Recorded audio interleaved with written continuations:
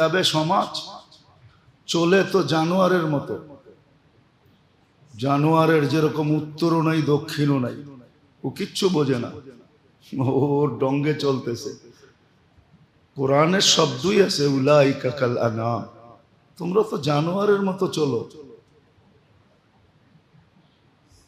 জানোয়ারের যেরকম কোনো ফরজ নাই, ওয়াজিব নাই, সুন্নত নাই, রোজা নাই, নামাজ নাই, হজ, এই যাত্রা অবিরাম চলতে থাকে, চলতেছে, চলতে থাকবে,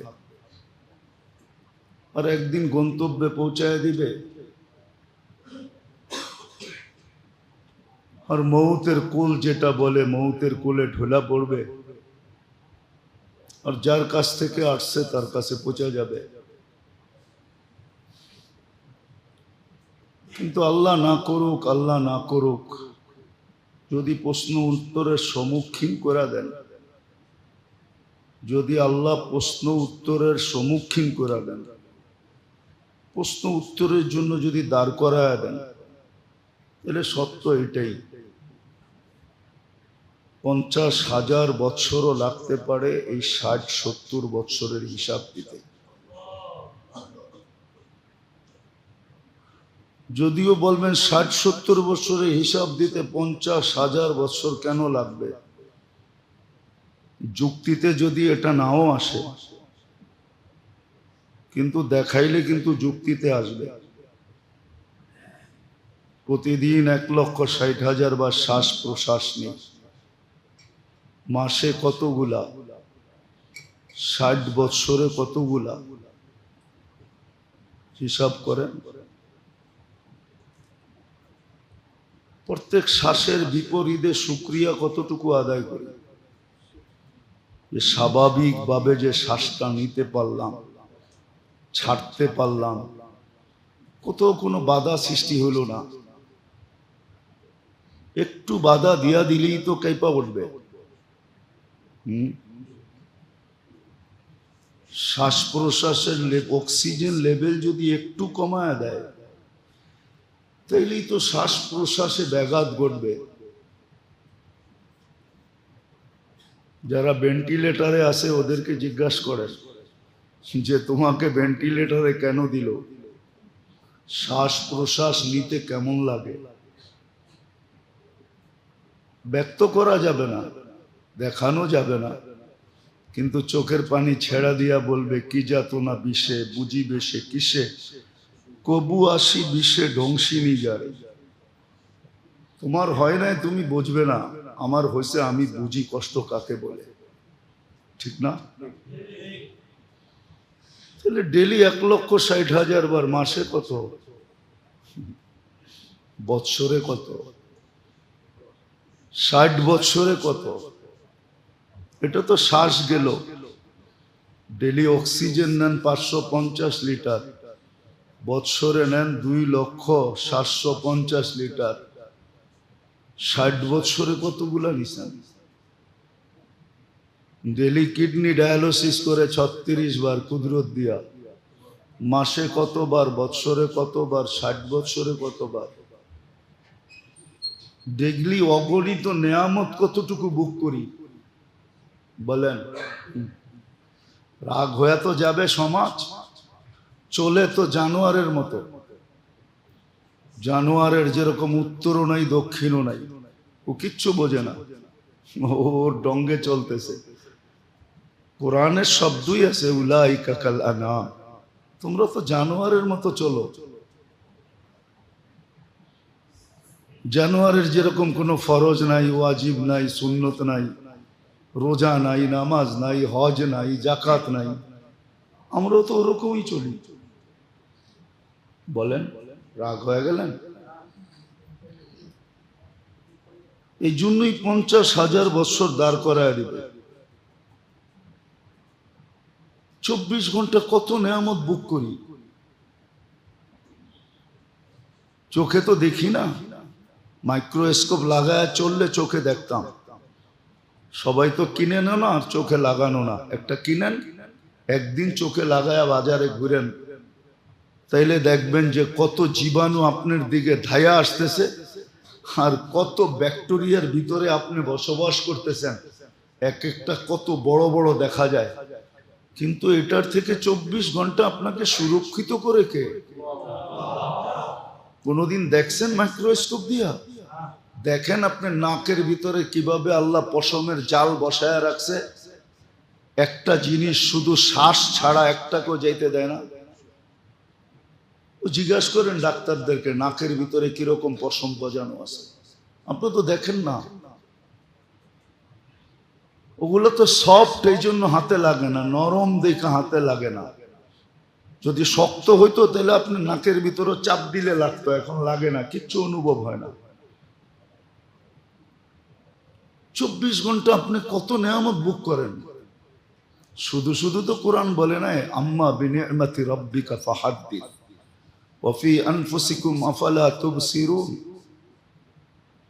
কোরআন তো ইঙ্গিত দিছিল যে কত নেয়ামত আমার ডেলি তুমি ভোগ করো, একটু ভাবো। তার বিপরীতে শুকরিয়া কতটুকু আদায় করো। মানুষেরটা তো খুব করো, মানুষেরটা তো খুব করি না, করি না? কেউ এহসান করলে সারা জীবন পিছে পিছে ঘুরতে থাকি, ঠিক না? এহসান পাওয়ার জন্য সারা দিন পিছে পিছে ঘুরতে থাকে, পায় না, পাওয়ার আশায়। তো ডেলি কত নেয়ামত বুক করি, প্রত্যেকটা মুহূর্তই তো একটা নেয়ামত, প্রত্যেকটা মুহূর্তই তো একটা নেয়ামত। 24 ঘন্টা নেয়ামতের ভিতরে ডুবায় রাখছে। চোখে যদিও কিছু পড়ে না, হ্যাঁ ভাবলে অবশ্যই পড়তো, ভাবলে অবশ্যই পড়তো। এই জন্যই হুকুম দিছিলেন আনিশ কুরলি, আল্লাহ হুকুম দিছেন আমার শুকরিয়া আদায় করো।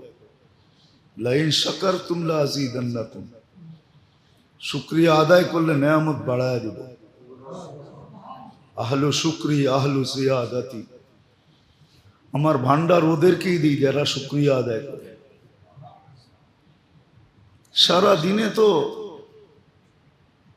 শুকুর লিল্লাহ একবারও বলি না। শুকুর লিল্লাহ, আল্লাহুম্মা লাকা শুকরু ওয়া লাকাল হামদ। আল্লাহ আপনার জন্য শুকরিয়া, আপনার জন্য প্রশংসা, একবারও তো বলি না। তো যেটা বুঝাইতেছিলাম, যদিও বিবেক ধরবে না, 50,000 বছর কিন্তু প্রশ্ন উত্তরের সম্মুখীন হলে দাঁড় করায় রাখবে। আর এইভাবেই নিবে, যেইভাবে আমি বললাম এইভাবেই নিবে। এক একটা নেয়ামতকে আলাদা করে করে নিবে। পানি ডেলি কয় লিটার খান, কয় লিটার পান করেন? যদিও বলে ডাক্তার 2 লিটার পান করেন, ডাক্তারের কথা মাইনা তো 2 লিটার ডেলি নেন, মাসে কয় লিটার হয় বলেন তো? দুনিয়াকে 1 ফোঁটা বানায় দিতে বলেন না দুনিয়াকে যে 1 ফোঁটা পানি বানায় দাও। হ্যাঁ, দুনিয়ার বিজ্ঞান বলবে অক্সিজেন আর হাইড্রোজেন মিলাইলে পানি হয়, কিন্তু পানি হবে, আমিও মানি, কিন্তু আল্লাহর পানি হবে না।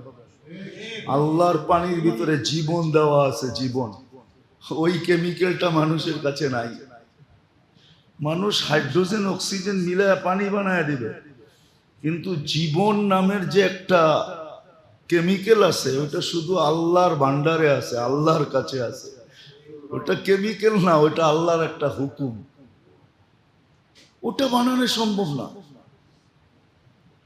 এটা বানানো সম্ভব না। আল্লাহ রসুল বলছে যে তোমরা যে ঠান্ডা পানি পান করো, এটার হিসাব পর্যন্ত আল্লাহ নিবে। যদি নিতে চায় তাহলে 50,000 বছর ঠিকই দাঁড় করায় দিবে। এই জন্য যেটা বুঝাইতে চাইতেছিলাম, সময় কিন্তু জীবনের গতি কিন্তু তার গতিতে চলতেছে, আমার গতিতে না। একদিন আমাকে সীমানায় পৌঁছায় দিবে, একদিন আমাকে সীমানায় পৌঁছায় দিবে। আর আল্লাহর কাছে যাওয়ার পরে হতে পারে যে হিসাব কিতাবের সম্মুখীন করে দেবে। কিন্তু বুদ্ধিমান ওই ব্যক্তি যে হিসাব কিতাবকে এড়ায়া চলতে চায়, হিসাব কিতাবের দুয়ারে যেতে চায় না, যে আমি হিসাব কিতাবের দুয়ারে যাব না। বলে ওই ব্যবস্থা কি আছে? অবশ্যই আছে। ওই ব্যবস্থা তো আল্লাহ দিছিলেন এই উম্মতকে। কোন উম্মতকে দিয়া থাকেন আর না থাকেন এটা আমার আলোচ্য বিষয় না, কিন্তু এই উম্মতকে দিছিলেন। উম্মতে মুহাম্মদী সাল্লাল্লাহু আলাইহি ওয়াসাল্লাম, মুহাম্মদুর রাসূলুল্লাহ সাল্লাল্লাহু আলাইহি ওয়াসাল্লামের উম্মতকে দিছেন, যে ইচ্ছা করলে সে বাঁচতে পারে। আপনি উদাহরণ দিয়ে দেখেন, রমজানের রোজা রাখলো আর 6 রোজা যে রাখলো, সে এটা তো ধারণা করতে পারে হাদিসের আলোকে যে আমি সারা বছর রোজা কমপ্লিট। তাহলে সারা বছর যদি রোজা হয়, তাহলে রোজদারের তো হিসাব কিতাব খাওয়া পানাহারের নাই, ঠিক না? না আছে? বাঁচলো কি বাঁচলো না? কিন্তু পদ্ধতি ব্যবহার করছে কয়দিন? 30 দিন আর 6 দিন, 36 দিন। 36 দিন বাদ দেন 365 থেকে, তাহলে 330 দিনের হিসাব কিতাব থেকে বেঁচে গেল, পানাহার থেকে বেঁচে গেল। এক নামাজ থেকে আরেক নামাজ মধ্যবর্তী সময়ের জন্য কাফফারা স্বরূপ গুনাহকে মাফ করায় দেয়, মেটায় দেয়। 5 ওয়াক্ত যখন পাবন্দির সাথে পড়লো, তাহলে এটা তো বলা যায় যে 24 ঘন্টার গুনাহগুলা অটোমেটিক মাফ হয়ে গেছে। আমার কাছে আর কিছু নাই, আমার কাছে আর কিছু নাই। এতটুকুর পরে এতটুকু বলতে পারে, আমি যে সারা রাত্র ঘুমাইলাম এটা সওয়াবও লেখা হইল।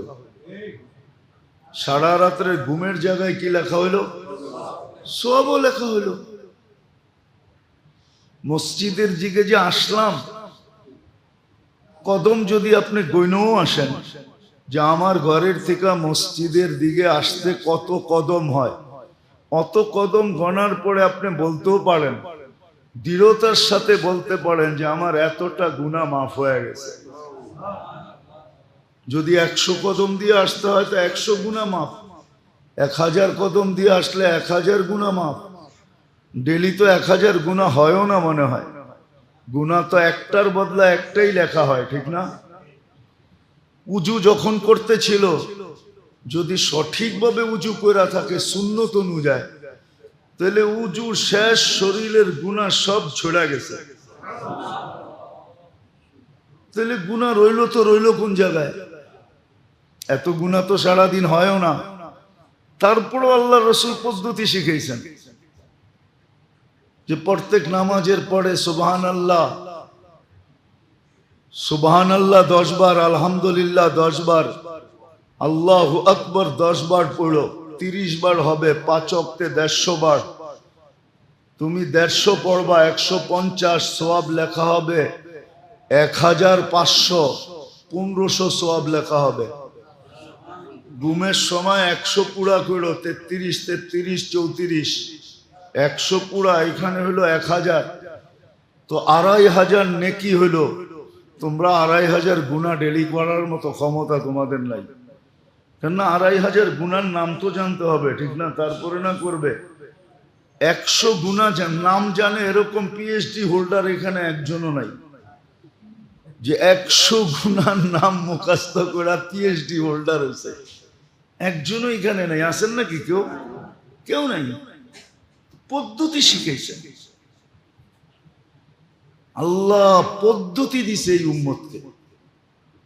হ্যাঁ, নামাজ যখন সালাম ফিরাইলো, আল্লাহ রসুলের উক্তি দ্বারা গুনাহগুলা সব ঝরা গেল, যেমন বসন্তে গাছের পাতাগুলা ঝরা যায়। তো আপনার থাকলো কোথায়? তো প্রশ্ন উত্তরের সম্মুখীন না হওয়ার পদ্ধতিও আছে, না হওয়ার পদ্ধতি আছে। শহীদ কোনোদিন প্রশ্ন উত্তরের সম্মুখীন হবে না যদি বাস্তবিক শহীদ হয়। আল্লাহর খাতায় যার শাহাদত লেখা হবে সে কোনোদিন প্রশ্ন উত্তরের সম্মুখীন হবে না। সে কোনোদিন প্রশ্ন উত্তরের সম্মুখীন হবে না। কিতাবে লেখা আছে, আমরা তো শিখি না। কবরের সুয়াল জবাব থেকে বাঁচা যায় এরকম একটা পদ্ধতি না, 60টা পদ্ধতি লেখা আছে। কয়টা? 60টা পদ্ধতি লেখা আছে, কিন্তু কয়টা শিখছি কোনোদিন জিজ্ঞাসা তো করি নাই যে কবরের সুয়াল জবাব থেকে কিভাবে বাঁচা যায়। গতকালকে সূর্য ডুবার থেকে নিয়ে আজকে সূর্য ডুবা পর্যন্ত যে মারা যাবে শুক্রবারে, তার কবরে সুয়াল হবে না। কিন্তু আপনি কয়দিন চাইছেন আল্লাহ শুক্রবারে মউত দিন? কয়দিন 2 রাকাত পড়ছেন বলেন?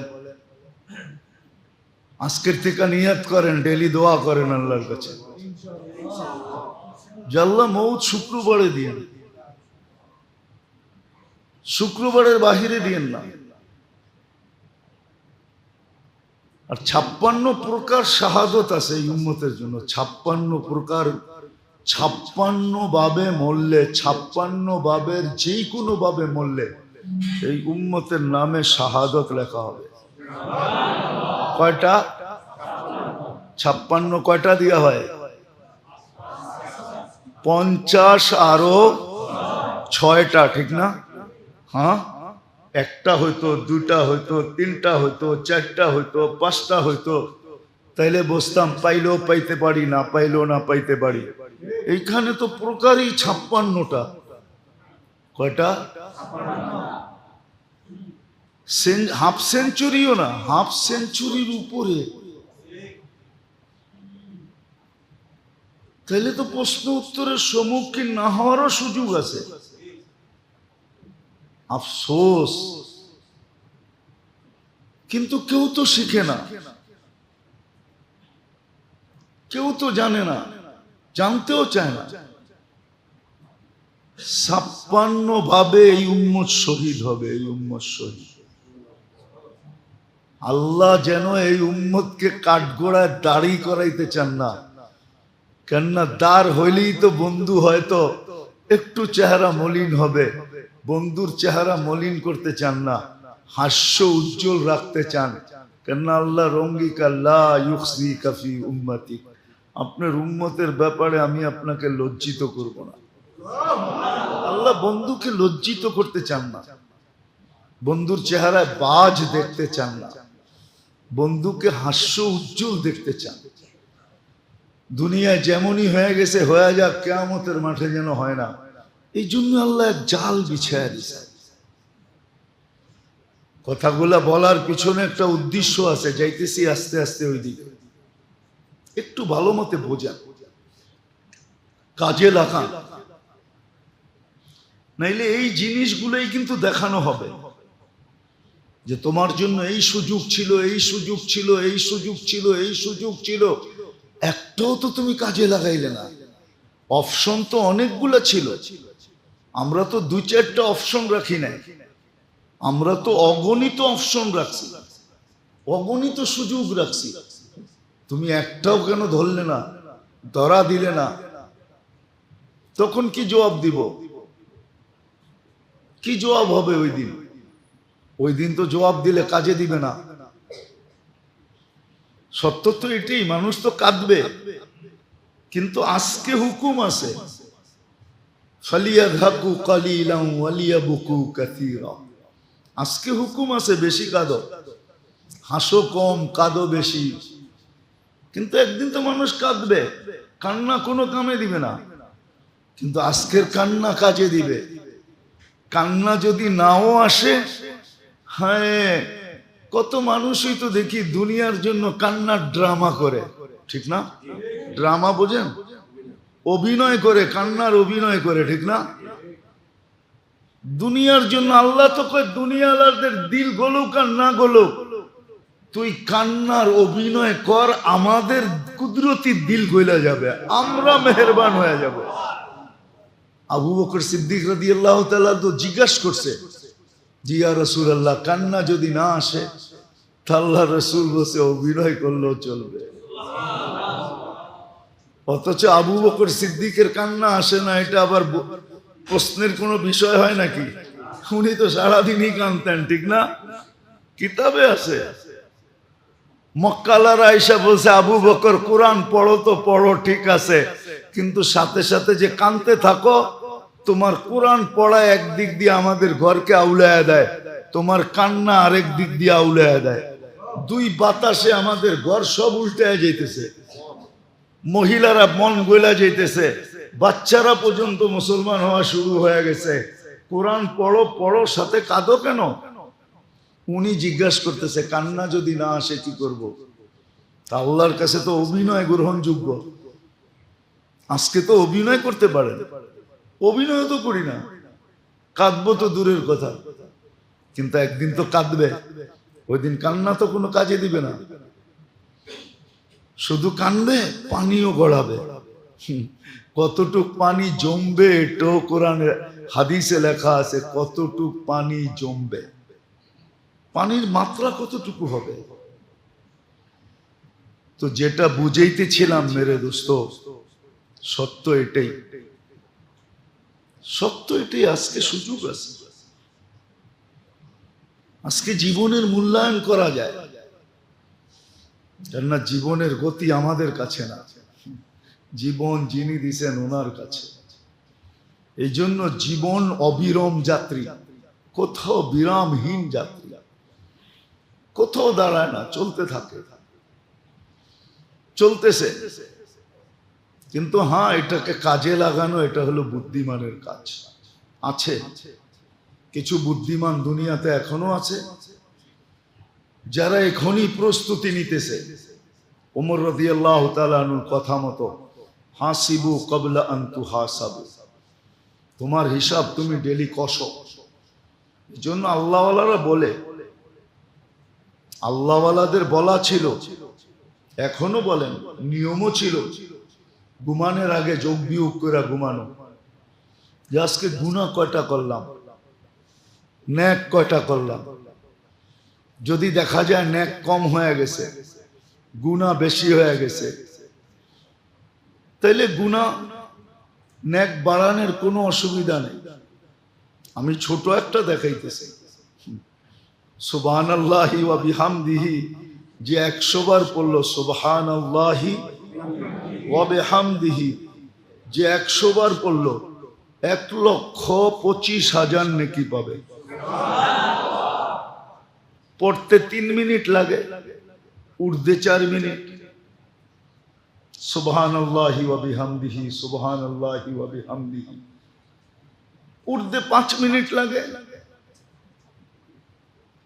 গুনাহ কতটুকু মাফ হবে এটা বাদই দিলাম, সমুদ্রের ফেনা পরিমাণ, গাছের পাতা পরিমাণ, বালুর কণা পরিমাণ গুনাহ মাফ হবে। যদি ঘুমানোর আগে 100 বার পড়া ঘুমায় গেল, 1,25,000 গুনাহ হওয়া তো কোনো কথা না। এরকম আরো অনেক আছে। সূরা ইখলাসে 3 বার পড়া ঘুমায় গেল, 1 খতম কোরআনের সমান। কি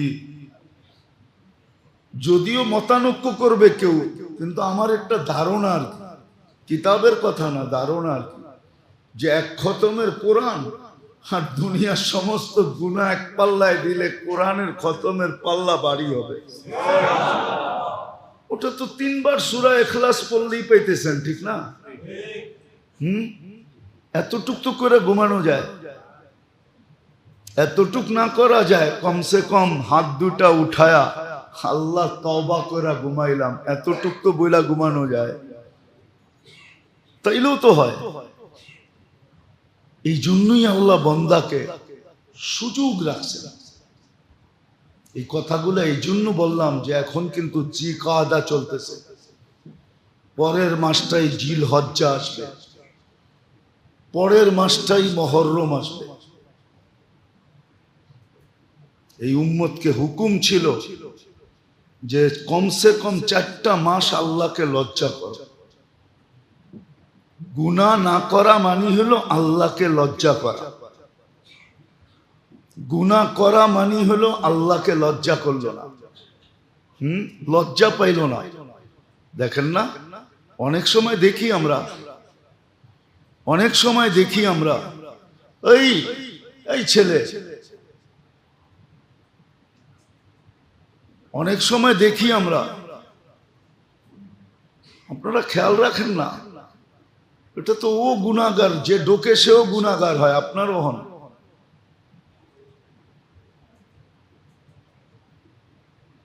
কথা কিন্তু আমরা মনের থেকে বলি না, উপর থেকে আসলে বলি, নাইলে বলি না। আমরা কিছু শিখা আসি না।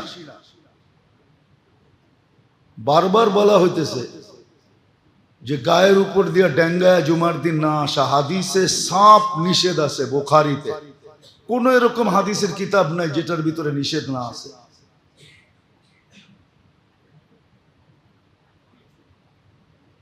রাগ হয় না, আমরা ভালো চাই, খারাপ চাই না। যারা দরজার কাছে থাকে তাদের এটা ডোকসে ওইখানেই বসায় দেন, আরেকজনের কান্দের উপর দিয়ে ঠেলতে ঠেলতে ঠেলতে ঠেলতে ভিতরে ঢুকবে।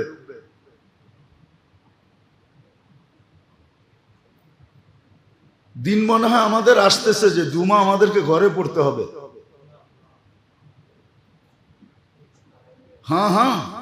দিন আসতেছে আমাদেরকে জুমা ঘরের ভিতরে পড়তে হবে, মসজিদে পড়া যাবে না। কেন? মসজিদে তো সবাই নিজের আধিপত্য দেখাবে, একদিন আসবে, অচিরেই আসতেছে, সব লিখিত আসবে, সবার আধিপত্য মসজিদে চালাবে। খতিব, ইমাম, মুয়াজ্জিনকে চাকর মনে করবে। ওই দিন আমাদেরকে হুকুম দেওয়া হয়েছে ঘরে জুমা পড়ে নিও, আমরা ঘরে জুমা পড়ব। ওই দিন আর মসজিদে জুমা হবে না। হবে, যারা পড়ানোর পড়াবে, কিন্তু আসলে যারা জুমা পড়বে ওরা ঘরেই পড়বে। বলবে হবে, হবে না না হবে ওটা কিতাব খুলে দেখা যাবে, হবে না না হবে। রাগ হয়েন না। আজকে অনেক দিন ধরে দেখতেছি, প্রত্যেকবার বলি, দরজার কাছে যারা থাকে তাদের দায়িত্ব হলো ডোকসে ওইখানে বসায় দেন। কে ডোকসে এটা দেখার বিষয় না, মসজিদ আল্লাহর ঘর, সব সমান, এইখানে বড়ত্বের কিছু নাই। যে মসজিদে এসে ছোট না হইতে পারবে ওকে লেখা নেওয়া উচিত। মসজিদে এসে যদি বড়ত্ব দেখায় যে আমি বড়, এটা আল্লাহর ঘর, আল্লাহর চেয়ে বড় কেউ নেই। রব্বাকা ফাকাব্বির, আল্লাহর চেয়ে বড় কেউ নেই।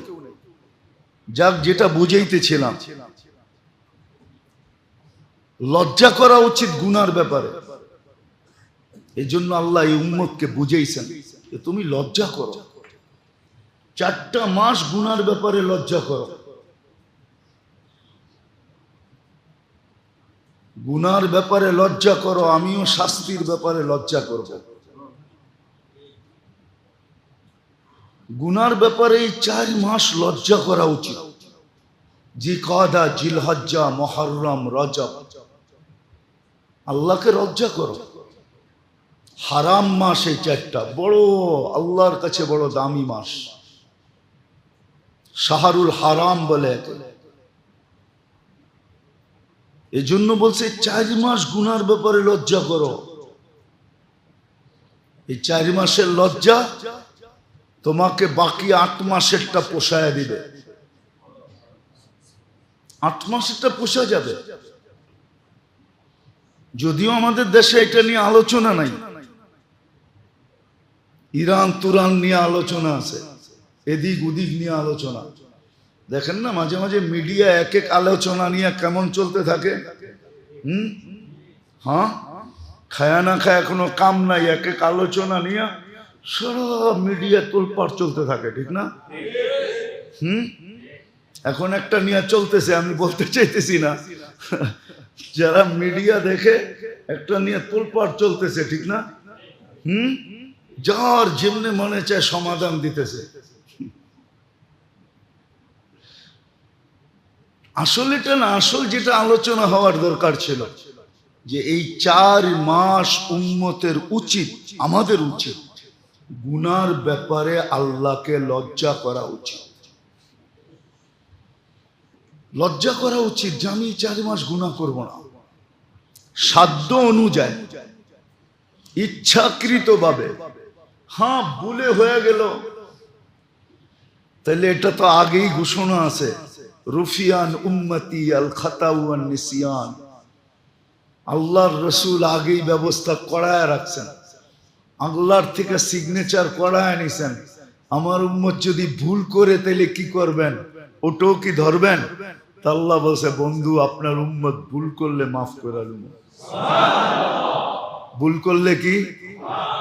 হ্যাঁ, মাফ করে দেব। ভুল করলেও মাফ করে দিব, ভুলে করলেও মাফ করে দেব। একটা হলো ভুল করা, যেরকম করা দরকার ছিল ওরকম করে নাই, ভুল করছে। আর একটা হলো ভুলে করছে, দুটোটা মাফ করে দেব। এটা সিগনেচার করা আছে, মাফ করে দিন। হ্যাঁ, তারপরেও যদি তওবা করে নিজে অনুতপ্ত হয় তো এটা তো মাফ হয়েই আছে। তাহলে এই অনুতপ্তের কারণে বিরাট বড় একটা সওয়াবের ঘাটতি ধরায় দিন। 4 মাস আমাদের উচিত। 1 মাস তো চলে গেছে, সামনে আসতেছে রজব আসবে, কিন্তু 3 মাস কিন্তু জিকাদা রানিং চলতেছে। আমাদের উচিত গুনার ব্যাপারে লজ্জা করা। যদি গুনার ব্যাপারে লজ্জা করতে পারলেন তাহলে ইনশাআল্লাহ আশা করা যায় হিসাব কিতাবের সম্মুখীন হতে হবে না, আল্লাহ লজ্জা করবে। এজন্য আল্লাহ নিজেই বলছেন, ইস্তাহি ইনদা মাসিয়াতি, গুনার ব্যাপারে আমাকে লজ্জা করো। আস্তাহি ইনদা আদাবি, শাস্তির ব্যাপারে আমিও লজ্জা করব, তোমাকে শাস্তি দিব না। এই জন্য বড় খেয়াল রাখা উচিত। যদি আমি চাই যে আমি হিসাবের সম্মুখীন হতে চাই না, সত্য আল্লাহর রসুল বড় আফসোসের সাথে বলছেন, আমার উম্মত যে হিসাব কিতাবের সম্মুখীন হবে বড় কঠিন হবে, কঠিন। আল্লাহর রসুলের চোখে পানি চলে আসছে, আমাদের চোখে আসুক আর না আসুক, বড় কঠিন হবে, কঠিন। এই জন্যই বড় দুঃখের সাথে বলছেন যে উম্মত হিসাব কিতাবের সম্মুখীন হতে চাও না, বরং সময়গুলাকে কাজে লাগায়া, যেমন জিকাদা এখন চলতেছে, এখন থেকে দেখেন মোটা মোটা গুনাহকে ছেড়ে দেন, লজ্জা করেন, গুনার থেকে বেঁচে থাকেন। কি হইল? 4 মাস টেলিভিশন না দেখলে কি হবে? দুনিয়া যদি কিয়ামত হয়ে যায় তো আপনার খবর টেলিভিশন দেখে জানার দরকার হবে না, বাতাসেই পেয়ে যাবেন আপনি। কি? বাতাসেই খবর পেয়ে যাবেন না, যাবেন না। মোটা মোটা কোনো খবর যদি দুনিয়ার থাকে তাহলে আপনি বাতাসেই পেয়ে যাবেন। 4 মাস টেলিভিশনে চোখ বুলাইলেন না, টেলিভিশন চালাইলেন না, কি হয়ে যাবে? এমন ক্ষতি হয়ে যাবে। হ্যাঁ, আজে বাজে জিনিস দেখলেন না নেটে, ক্ষতি হয়ে যাবে? কিচ্ছু হবে না। এই কথা মনে করা যে 4 মাস আমি মোটা মোটা গুনার থেকে বাঁচতে চাই। 4 মাস পাবন্দির সাথে নামাজ পড়েন, জামাতের সাথে পড়েন। ও মেরে দোস্ত, কেমনে আপনা করে বুঝাবো?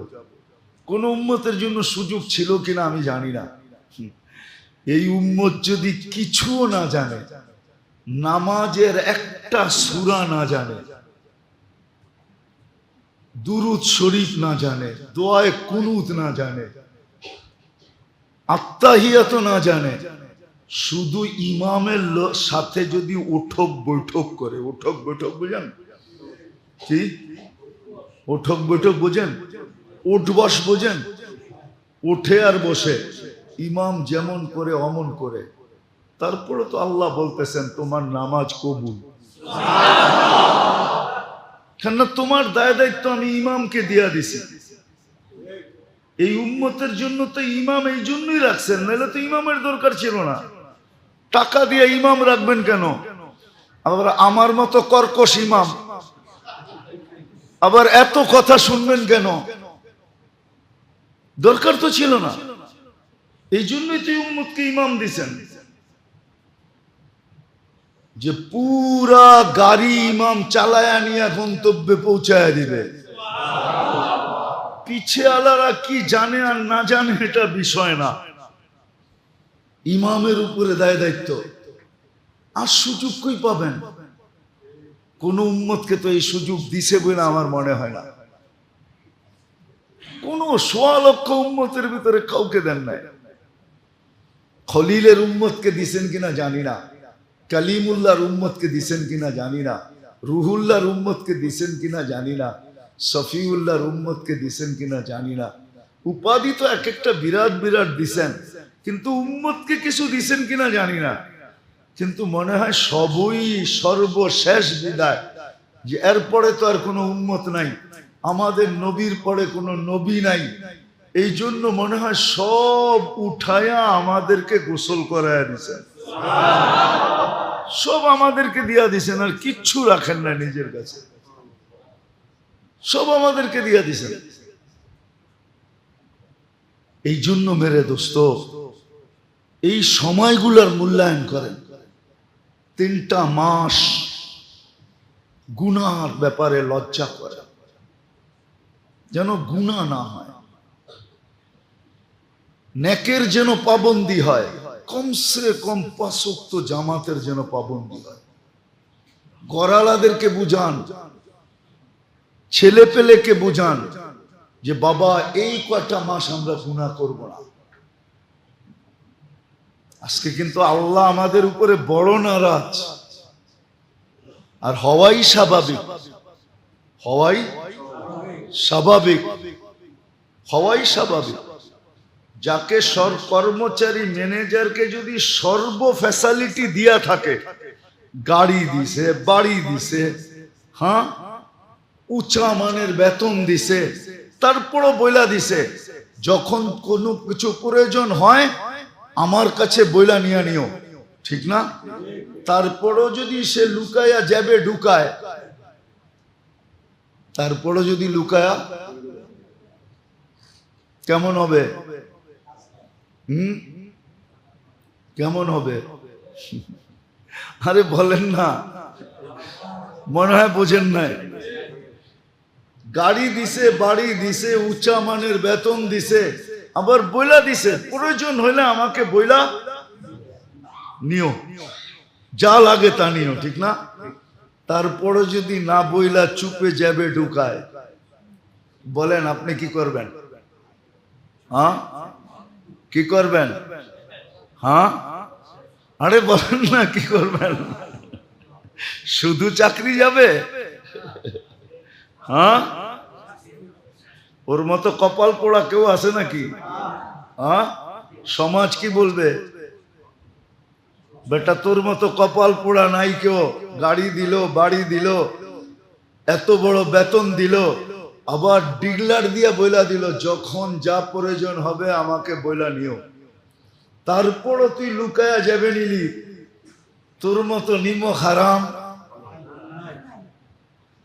মনে হয় দুনিয়ার গিনিস বুকে ওর নামটা লেখা হবে যে তোর মতো এরকম অপদার্থ মনে হয় দুনিয়ায় কেউ নাই। ঠিক আপনিও ভাবেন, আমরাও তো আল্লাহর সামনে আমাদের চেয়ে অপদার্থ কেউ নাই। আজকে আল্লাহ নারাজ তো এই জন্যই যে তোমাদেরকে কিনা দিলাম, সবই তো দিয়ে দিলাম, কেননা তোমাদের পরে কেউ নাই, কার জন্য রাখবো? সবই তো তোমাদেরকে দিয়া দিলাম, তারপরও তোমরা লুকায় নফর যাবে নাও। আজকে যে আল্লাহ নারাজ, প্রতিশোধ নিতেছেন না শুধু বন্ধুর কারণে, মুহাম্মাদুর রাসূলুল্লাহ সাল্লাল্লাহু আলাইহি ওয়াসাল্লামের কারণে। মুহাম্মাদুর রাসূলুল্লাহ সাল্লাল্লাহু আলাইহি সাল্লামের কারণে প্রতিশোধ দিতেছেন না, নাইলে তো সমূলে ধ্বংস করে দেওয়ার কথা ছিল। এই জন্য আমার কথা বোঝেন,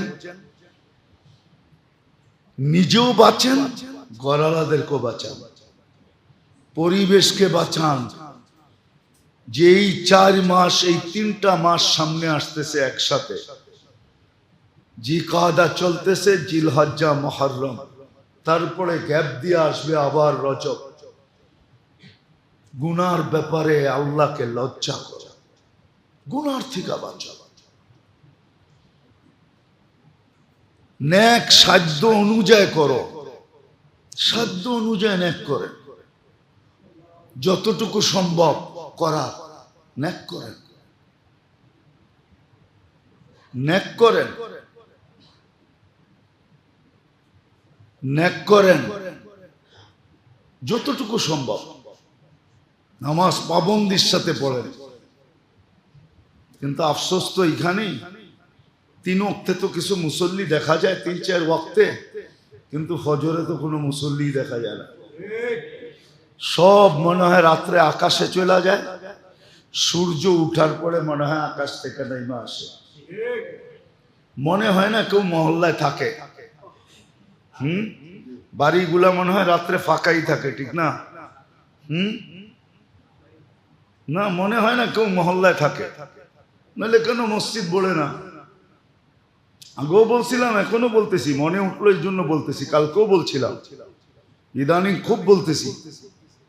কেননা ইহুদিদের কিতাবে এখনো লেখা আছে, ওরা কিন্তু ওদের কিতাবের কথা খুব মানে, আমরা মানি আর না মানি, কিছু বিষয় ওরা খুব মানে।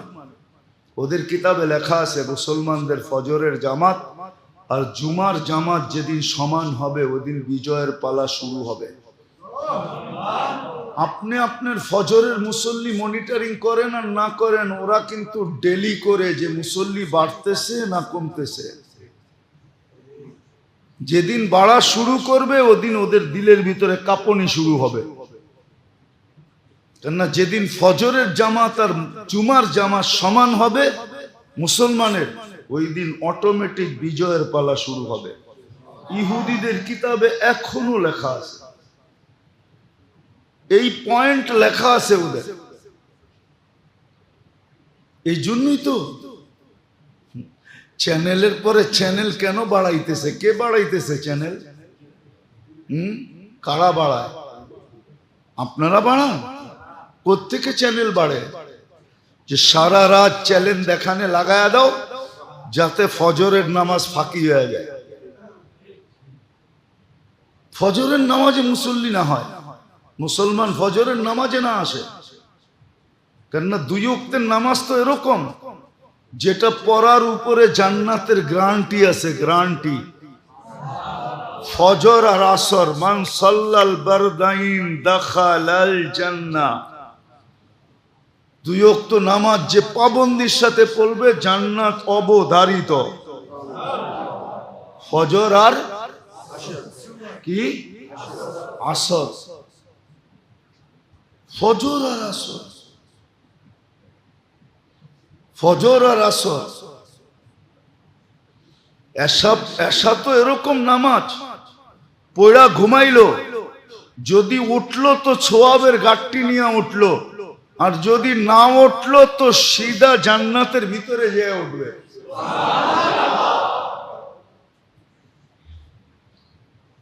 জান্নাতে যে ঘুম ভাঙবে, তো এরকম নামাজ।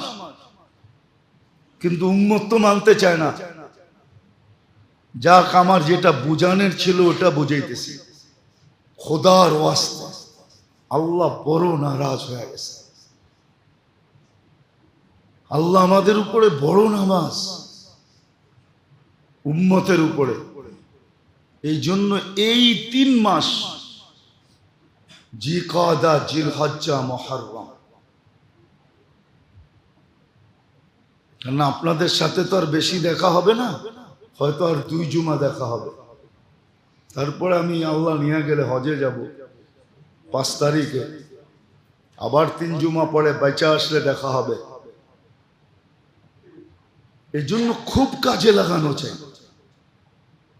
গুনার থেকে বাঁচা চাই, যতটুক নেক পারি করা চাই।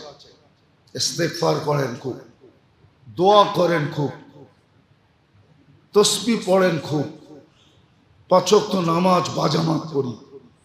করালাদেরকেও বলি, করালাদেরকেও বলি, 4 মাস এরকম করে আল্লাহকে দেখায় দিই। হ্যাঁ, সত্য এটাই, সত্য এটাই। একটা হাদিস মনে উঠলো, এই জন্য বলতেছি।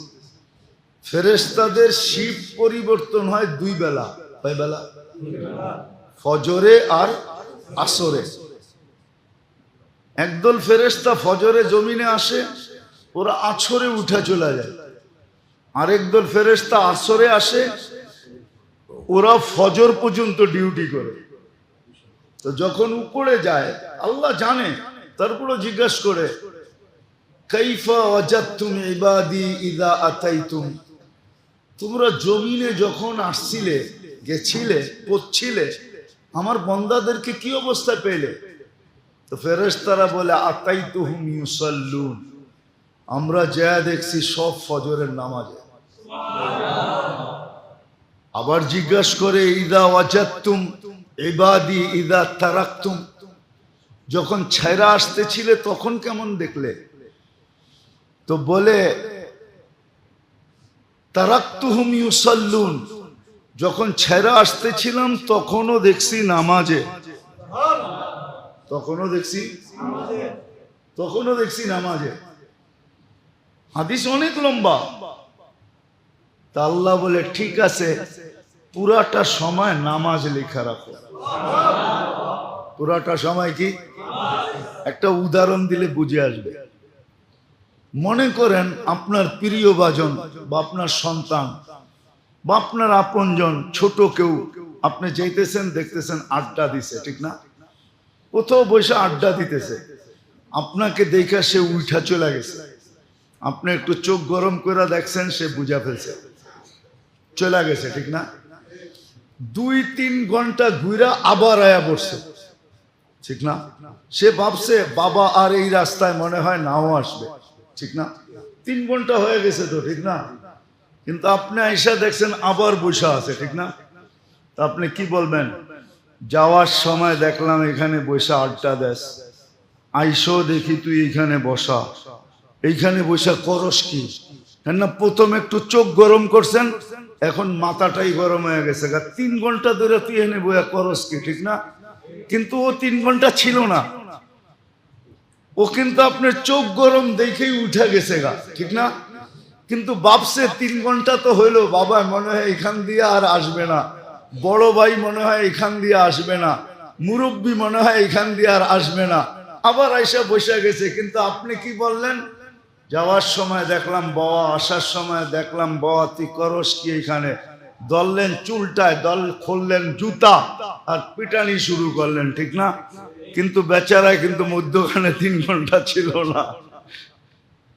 আল্লাহ এরকমই বলে যে পুরাটা নামাজ লেখা রাখ। এই জন্য এই 3টা মাসে উচিত আমাদের আল্লাহকে রাজি করার জন্য, খুশি করার জন্য গুনার ব্যাপারে খুব সতর্ক থাকা, গুনার ব্যাপারে খুব লজ্জা করা, সাধ্য অনুযায়ী আমল করা। আর জিলহজের 10 দিন, জিলহজের যেদিন থেকে শুরু হবে, জিলহজের চাঁদ যেদিন থেকে দেখা হবে, 1 তারিখ থেকে শুরু হবে, যেদিন থেকে, ওই 10 রাত্রকে কাজে লাগানো চাই। 10 রাত্র 10 লাইলাতুল কদরের সমান। 10 দিন প্রতিদিনের ইবাদত 1 বৎসরের ইবাদতের সমান। এই জন্য এটাকে খুব কাজে লাগানো চাই। খুব কাজে লাগানো চাই। আরাফার দিনের রোজা রাখা চাই 9 তারিখে, উচিত। ছোট ছোট কিছু করেন, সারা বৎসর পারি না, মাঝে মাঝে তো সুযোগ দিছেন আমাদেরকে, উম্মতকে কমসে কম এটা দেখানো উচিত। হ্যাঁ, দুনিয়ার ব্যাপারে যদি শোডাউন করতে পারেন তাহলে আল্লাহর সামনে শোডাউন করতে অসুবিধা কি? যদিও শব্দটা ভালো শোনা যায় না, সবাই মিলা যদি 10 তারিখ 10 দিন ইবাদতে লাগি, রাত্রগুলাকে ইবাদতে কাটাই, মসজিদে আসতে হবে না, ঘরে বসেই করেন। 10 রাত্র যেন কোনো মতে কাজে বেকার না কাটে, দিনগুলাতে ইবাদত করেন। বলে কাজ কাম করবো না, না করেন, এর ফাঁকে ফাঁকে করেন, তসবিহাত পড়তে থাকেন, দুরুদ পড়তে থাকেন, আল্লাহকে রাজি করেন, কাজে দিবে।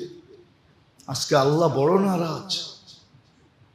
অপেক্ষাপট দেখলে এটাই মনে হয় যে আল্লাহ উম্মতের উপরে বড় নারাজ। আল্লাহকে আমরা নারাজ করে ফেলছি, যার কারণে মুসলমান আজকে দুর্দশার শিকার, এই দুরবস্থার শিকার। আমি তো ডেলি বলি, আমি এই রমজানে 2 হেরেমে যতটুকু কাঁদতে দেখছি, আমার মনে হয় না 200 বছর পর্যন্ত, 100 বছর হেরেম এত কান্না দেখছে কিনা রমজানে। এই রমজানে যা কান্না মানুষ কাঁদছে, শুধু ফিলিস্তিনকে সামনে রেখা, দুনিয়ার অবস্থাকে সামনে রেখা, একদিকে ইমাম কাঁদতেছে, একদিকে মুসল্লিরা কাঁদতেছে। এরকম কান্না আমি কখনো হেরেমে দেখি নাই। এত কান্না, এরকম আওয়াজ, নারী পুরুষ নির্বিশেষে কাঁদতেছে, কিন্তু চোখের পানি কোথায় শুকায় গেল? কোনো ফলন তো দেখলাম না, এখন পর্যন্ত দেখা যাইতেছে না। এই জন্য আপনাদের পায়ে হাত রেখা বলি, সামনের 3টা মাস গুনার ব্যাপারে সতর্ক থাকে, আল্লাহকে লজ্জা করি, আমল বাড়ায়া দিই। জিলহজের 10 দিন খুব আমল করি, রাতগুলাতে আমলে কাটাই, দিনগুলাতে নেক করি, গুনার থেকে বেঁচে থাকি, আরাফার দিন রোজা রাখি। কোরবানি তো করবই, অনেকে খেয়াল রাখি, গরিবদের খেয়াল রাখেন, শুধু নিজের খেয়াল করেন না, গরিবদের খেয়াল করেন, গরিবদের খেয়াল রাখেন। আল্লাহ যাদেরকে বৃত্ত দিছে, সম্পদ দিছে, আরে 1000 টাকা কেজি কেন? অনেক মানুষ এই মজলিসে, এই মসজিদে এখনো আছে, 2-4 হাজার টাকা কেজি হইলো আল্লাহ খাওয়ার তৌফিক দিছে। দিছে না? না দেয় নাই? দিছে। গরিবদের খেয়াল রাখেন, গরিবদের খেয়াল রাখেন। মানুষ তো এখন বড় লোকের ভালোবাসা কুড়ায়, ঠিক না? কি কি এটাই তো আমাদের স্বভাব, ঠিক না? কার ভালোবাসা কুড়ানো? বড় লোকের, বিত্তশালীদের, পদস্থদের ভালোবাসা কুড়ানোই এখন আমাদের কি। মুসা আলাইহিস সালাম জিজ্ঞাসা করছে, আল্লাহ আপনি যে আমাকে ভালোবাসেন বুঝবো কি করে? গরিবরা যদি তোমাকে ভালোবাসে তাহলে বোঝো আমিও তোমাকে ভালোবাসি। ওইখানে তো বলে না বড় লোক ভালোবাসলে আমিও ভালোবাসবো। আল্লাহ তো উল্টাটা শুনায়া দিল। মুসা আলাইহিস সালাম, গরিবরা যদি তোমাকে ভালোবাসে তাহলে বোঝো আমি তোমাকে ভালোবাসি, আমার ভালোবাসা গরিবদের সাথে। এটাই নিদর্শন আমি যে তোমাকে ভালোবাসি, যদি গরিবরা তোমাকে ভালোবাসে। আর আমরা তো ভালোবাসা কুড়াইতে চাই কার? পাত্তিওয়ালাদের। পাত্তিওয়ালা, পাত্তি বোঝেন? মনে হয় বোঝেন না। পাত্তি বোঝেন তো? ডাকায়ারা বুঝবো, আপনারা কোত্থেকে বুঝবেন? আমরা তো ভালোবাসা কুড়াইতে চাই লাগত আলাদের। লাগত চিনেন? এটাও মনে হয় বোঝেন না, ঠিক না? না, না বুঝলেই চললো, অসুবিধা নেই। যাদের কাছে লাগত আছে সম্পদের পাহাড় আছে, ওদের ভালোবাসা কুড়াইতে চাই। যদিও ডাকায়ারা কয় বিরানির ভিতরে ভালো না হইলে কয় লাগর ঠিক মতে দেয় না, মাল মশলা ঠিক মতে দেয় না। তা আমরা তো মাল মশলা আলাদের ভালোবাসা কুড়াইতে চাই, গরিবদের ভালোবাসা তো কুড়াইতে চাই না। আসলে তো হুকুম হলো গরিবদের ভালোবাসা কুড়াও। গরিবরা যদি তোমাকে ভালোবাসে তাহলে মনে করবে আল্লাহ তোমাকে ভালোবাসে। মুসা আলাইহিস সালাম জিজ্ঞাসা করছে আল্লাহ, উঠান কিতাব দেখেন। মুসা আলাইহিস সালাতু ওয়াস সালাম জিজ্ঞাসা করছেন, আপনি যে ভালোবাসেন প্রমাণ কি, কেমনে বুঝবো? মুসা, গরিবরা যদি তোমাকে ভালোবাসে তুমি বুঝা নাও আমিও তোমাকে ভালোবাসি। এই জন্য গরিবদের খেয়াল রাখেন, সদা সর্বদা রাখেন, সদা সর্বদা। উচিত তো ছিল, হয়তো বিত্তশালীরা মানবে না আমার কথা, উচিত ছিল প্রত্যেক আল্লাহ যাদেরকে তৌফিক দিছেন, ন্যূনতম তৌফিক দিছেন, তাদের উচিত 2, 4, 5 জন 10 জন গরিবকে নিজের সাথে সব সময় সংযুক্ত রাখা। এটা উচিত। 2, 4, 5 জন 10 জন গরিবকে সব সময় নিজের সাথে কি রাখা? সংযুক্ত রাখা। সংযুক্ত রাখা বলে এটা আবার কিভাবে করবে? একটা উদাহরণ দেই। 10 জন গরিবকেই বলেন, ধর তোর 5 লিটার তেল লাগে, তুই বস্তা না পারলেন, আটার বস্তা না পারলেন, গোস্তের বস্তা না পারলেন, এটা তো পারবেন। এই 2, 4 জন গরিবকে নিজের সাথে সংযুক্ত রাখেন। ওরা যে ভালোবাসবে এটা নিদর্শন হবে যে উপরওয়ালা ভালোবাসতেছে আপনাকে। কার্ড মিলা যাবে, কার্ড আপনার কাছে। অনেক সময় কার্ড দেখায় না, মুখ দিয়া কিছু বলতে চায় না, বাবের ঠেলায় কার্ড দেখায়। পড়তে পারেন? পড়া দেখেন কি আমি আপনার কার্ড মিলা যাবে। কার্ড করবেন। আল্লাহ আমাদের সবাইকে কথাগুলা বুঝার, মনে রাখার, আমল করার তৌফিক দান করেন। ওয়া মা আলাইনা ইল্লাল বালাগ।